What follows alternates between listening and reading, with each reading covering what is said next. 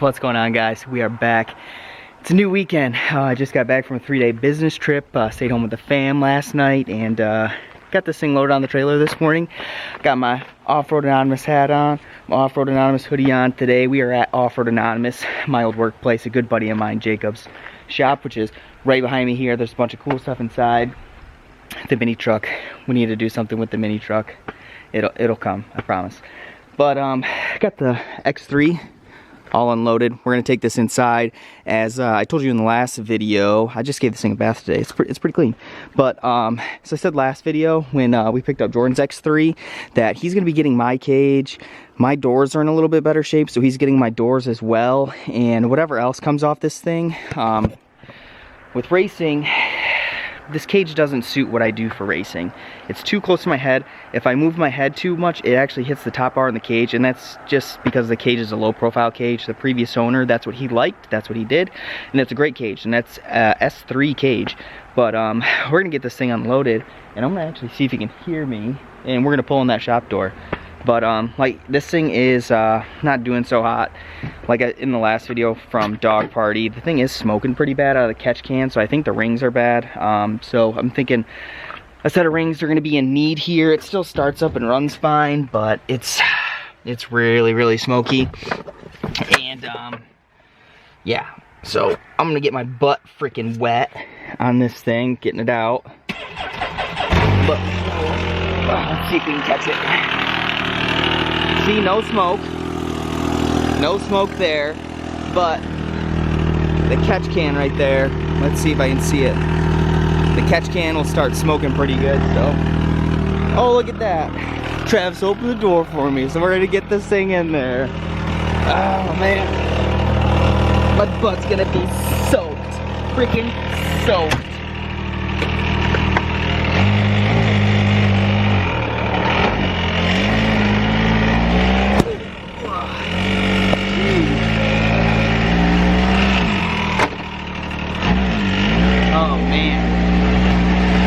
Excited for this. It's been a long time coming. Woo!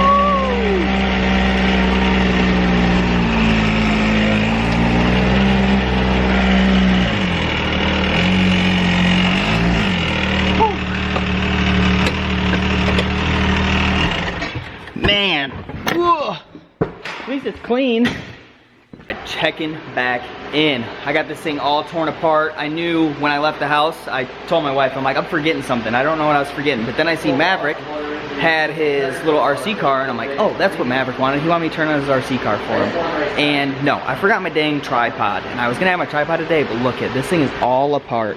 So we've got this thing all, there we go, all torn down. The whole front end is completely off, and including all the plastics on the side, the firewall, the other side's off. On the bottom of this one, there's rivets, so I gotta drill those rivets out, so I'll leave that for a bit.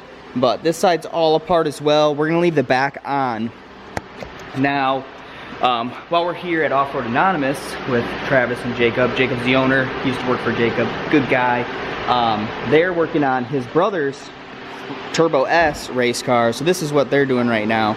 So they're working on this stuff. I got mine all prepped, so we're gonna do bend tech on this guy. So we're gonna bend it all out on bend tech first, add some height to it. We're gonna do rear tire carrier and do some other stuff. It should turn out really sweet. But this is what they're working on right now, is their race car for our race series. Now, these guys race Ultra 4, and Jacob's race car is actually over at his house in his shop garage. This is just his work. But as you see, he's got plasma table, a sander, a lathe, a press, and that, which is just your normal style press, and then an actual brake like this. So what he does is, you know, he makes parts for the guy who does it yourself. Now, these things are sweet. I need to pick up a set of these. These are toe plates, so you can set these on your hubs. I think, are these the toe plates? Yes, so those are the toe plates, and his website will be in the description, so you can check out all this stuff. He's got a bunch of great parts. Fire extinguisher mounts, you can weld your own fire extinguisher mounts up. Milwaukee pack out cup holders, which those are cool. Those need to get bent on the brake. But yeah, so we're in here. He's got a tube bender, saw, that kind of stuff. Now, there's a bunch of stuff going on here. He's got these super handy tire trays. So these go on, you can put your plastic in there, nuts and bolts, and keep it organized. And you've seen my fire extinguisher mount because I got it from him, which I don't have in there. But this is some of the stuff that he takes on a couple projects for his buddies. But this one is old Bronco, getting full 4-link, 3-link front with an LS. So a bunch of cool stuff going on here. And then let's go up in the showroom. He's got all kinds of cool stuff. Now, this is parts for do-it-yourself. Here's some, you know, upper and lower link mounts, all kinds of different styles. He's got pack-out mounts for Razor Turbo S that bolt into the bed. His wall of trusses, because he's got trusses. Now, here's a showroom, and there's all kinds of stuff here. I mean, all kinds of different link mounts for 3-link, 4-link kits. I mean, a bunch of cool stuff. Now, you know, he just got in here. I actually wired out here for him. But, I mean, tabs. All kinds of tabs. And the best part about his tabs is they come already sanded. All the mill scales off of them. So they're completely ready to go when they get to you. And he's got a variety. He's got, you know, tie-down gussets and, you know, regular dimple die gussets, fire extinguisher kits, all kinds of leaf spring mounts. So if you're doing a leaf spring swap, he's got purchase for every size, 2.5-inch tubes. That's a 3-inch, 3 3/8, 3.5, 4-inch radius arm mounts. So if you want to do that, bushing mounts, the plates to go along with it. These are cool. The tow truck drivers like these. When I worked here, those were a hot seller. Those are for your like chain binder mounts, and then cool trick tabs. Now these are cool. They come in a 5-pack, so they just break apart super easy. You can see the little tab there, so they break apart. They've got it to go on a tube, or they got it on a flat, or if you want it to be ingress or down. Tube caps, got a ton of tube caps from all different, you know, round and stuff. Now this is my favorite stuff, and I want to do a series at my house on garage organization for the person on an average person budget. Now he's got grinder mounts, all kinds of grinder mounts. He's got large wall hooks, also 2-can aerosol holders, some 4-can aerosol holders, cordless drill hangers, marker racks, air tool racks, and then this is the cordless tool hanger with a shelf. So when it goes on the wall, you can put your charger up on top of it, or if you got other stuff. But he's just moving in here. He ships everything out, and then pack out mounts, which these pack out mounts are great. They're made out of, you know, 1/8-inch steel, so they're strong. He's got them in a full width, also in a half width. Key rack hangers, which I actually have one of these at my house. So he's just kind of getting back into scale, because everything used to be out in the shop where we are now. And, you know, when you're working out there and it's super loud, it's, you know, makes your head hurt sometimes. But his link is going to be in the description, so check him out. They've got a lot of cool stuff. His logo's right there. You're going to see that on my race car. That's why I'm wearing all this stuff today. I used to work for him. He's a really good friend of mine. I just ended up with a different career opportunity, and it was one of those where I had to take it. He understood, and it's nice that everything works good, you know. He's also got Heims. He's got, you know, all kinds of builder's parts. So link in the description. Go check it out. You know, get some stuff. He's also got merch. I'm not sure what exactly on the website for merch right now, but he's got a bunch of stuff in there. Whoop. Oh, you're good.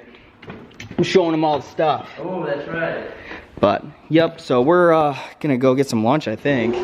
But this thing's all torn down. He wanted me to get it all apart so we could take measurements and get it in Bentech, and he's gonna help me on that because I have absolutely no idea what to do. We kind of already got a game plan of what's gonna happen. This thing is freaking filthy, though. It is so filthy. But I actually just found a spot to set you guys up. So I'm gonna set you guys up there when I get kind of working back on this thing. He's helping me and his brother. His brother lives downstate, so we're all here today, knocking some stuff out, but this is where I'm gonna be for a while.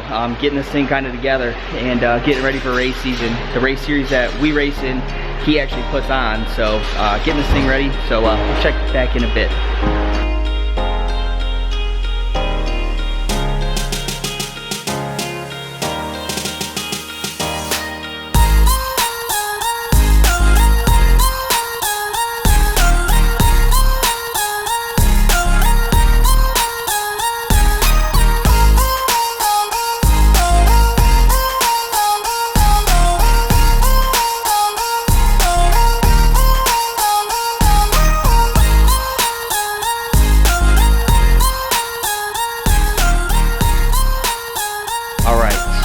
Got a bunch done. We got this thing basically tore all the way down, but the bed, like I said, we're keeping the bed in for now so Jacob can make a pack out mount for Can-Ams. So soon, be on the lookout for those. When those are live, I'll let you know. And got this thing pretty close to being where it needs to be. So let's hope this thing zoomed all the way out. Nope, wrong way. I need a wider lens, but I got all the plastics off this thing. Everything's kind of tore out. The roll cage is only on by 1 bolt in each corner. So what Jacob had, in the whole front end's off. Everything on the front end's off. We got a bunch of rework to do. When I come tomorrow, I'm going to bring one of my jack stands, put a jack stand on the front, get those shocks out of the way, move them out. We're going to do some stuff in the front end.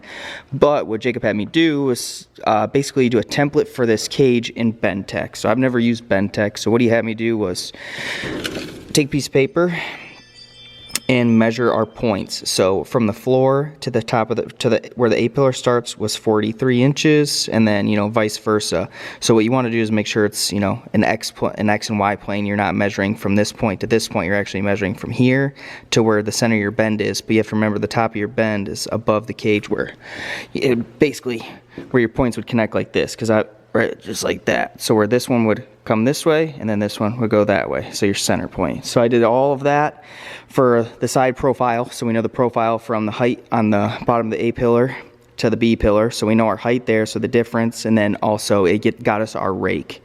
So we have 2 inches of rake. So 21 inches from the front, and then 23 in the back. So that's what gives us, if you look there, you can see the slightest little slant to go down. We're not going to do that this time around, but we're also going to be boat siding this.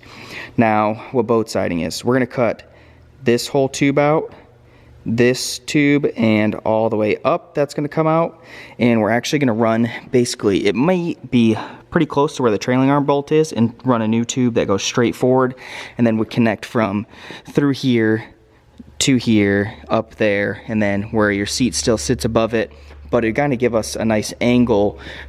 And since we don't have any restrictions in the races I race, that we could do that, and we're going to use ABS plastic there, so it gets a little more width. It looks cool. That's the main focus, and on the one side it's pretty well damaged, so having that out of the way makes the most amount of sense.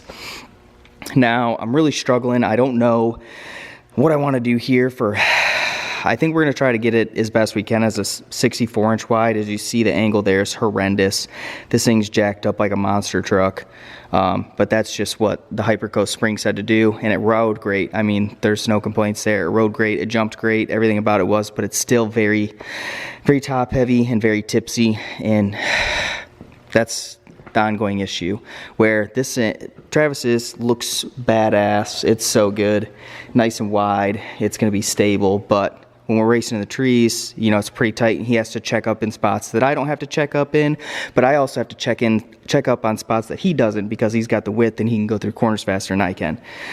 So it's the give and take, where I'd rather this kind of look the part also and be nice and wide, other than where it's just skinny mini. But everything on here basically needs to be replaced anyway, where all the Heims and the Super ATV stuff is shot. All the axle boots are kind of ripped. You can kind of see here the grease on the bottom where it's all just flinging around. I need a new hub on that side because the wheel bearing was shot. And a lot of the stuff that it needs, I kind of have in a factory form. Where, like I said, my dad's also got one, and his is 72 wide, and when he kind of replaces stuff, I kind of just stockpile that stuff. I don't throw it away, I keep it, because I never know when I'm going to need it. And the goal when we bought this was to always go to a 72 inch eventually. So, I mean, I've got factory trailing arms sitting at my house, and I've got factory radius rods, so theoretically the only thing I need in the back end is axles. So, and the boots are ripped, so axles are axles. We're $500 in axles to get the Rhino 2.0s. Not a big deal. I'd rather have those back there. But the other big thing is the coilovers change, which that's a whole other mess. But again, I kind of have everything for the back. Now, doing some marketplace searching, I found some upper and lower arms for the front. So then after I would get those, I've got a factory set of tie rods, which aren't great, but again, have them so I could use them until they didn't work. And it's the ongoing struggle of Do I do it? Do I don't do it? Do I make it work at 64? Do I convert it to 72? It's where that money could totally go for other things, where, you know, it'd be nice to get a new set of seats in here that aren't factory seats. And with my rough guesstimation, I could totally buy a set of seats instead of 72, or go 72, then wait a little longer to get seats. It's that catch-22. I just don't know. But it's a part of it, you know, it's a learning experience. And if you're not learning and progressing, then you don't know. But it's pretty well taken apart. I also don't know what's going on with my motor. It's smoking pretty bad. And then the exhaust is going to come off as well. That huge can in the back. Do something like Jacob and Travis have on theirs, which is just a small muffler, which is super nice. I showed it earlier, but they're kind of knocking this thing out. This thing turned out so cool. I got all dimple dyed down there. And then the front, he just got his lights up front and his light bar. So this, what's that? Oh, and the fuse panel? Oh, wow. Yeah, so that's super cool to control all his lights. That's nice. So they're knocking this one out. But I mean, I thought about going to the Super ATV boxed arms. Jacob's a dealer for Super ATV, and it kind of make the most sense to go with some boxed arms, kind of like I have where I have CT Racework stuff. So I'd at least be able to recoup some funds. And the racing we do, I don't really need the great quality that CT has. I'm not racing hammers anytime soon, and we're not really bouncing off rocks too hard. So where I've already bent these factory trailing arms, so I know the rears would have to be replaced, but again, it's $1,000 for a set of rear trailing arms. But if I went with a Super ATV in the fronts, saved some money again, and then bought new Super ATVs in the rear, and then at that time when I bought those, get a new set of radius rods. These billet ones have lasted pretty good. I don't know if I'd go with them again just because the flashy color, I'm not into the chrome. But I guess you could powder coat them, but they're aluminum, so it's like meh. Where maybe I'd go with a different route, but I don't want to do steel ones because of the weight. So I don't know. Let me know in the comments. I'm gonna catch back up on this video tomorrow when we take this cage off, because I'm actually gonna take it over to Jordan, which you've seen last video where he just got his new machine. He's getting my cage, and then I also don't know what to do with plastics because some of my plastics are pretty well destroyed. It's just going with the flow at this point.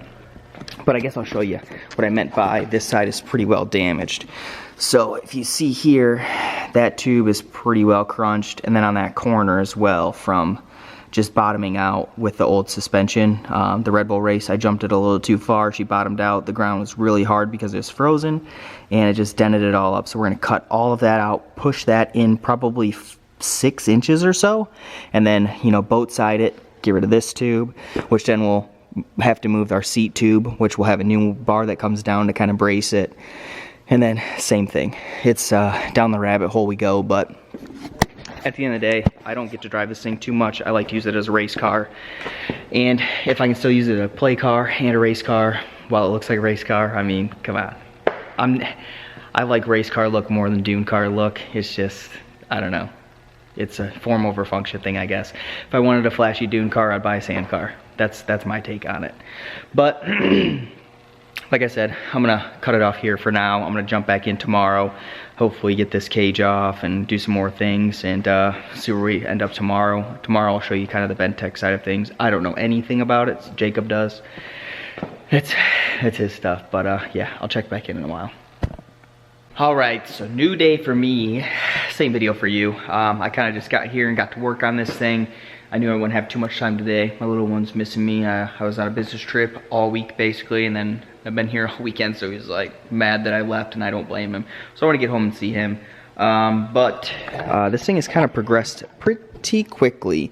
As you've seen in the time lapse, I'm taking all the plastic off on the front end. A lot of this stuff's going to get used. A lot of it's going to go away. I don't know what yet.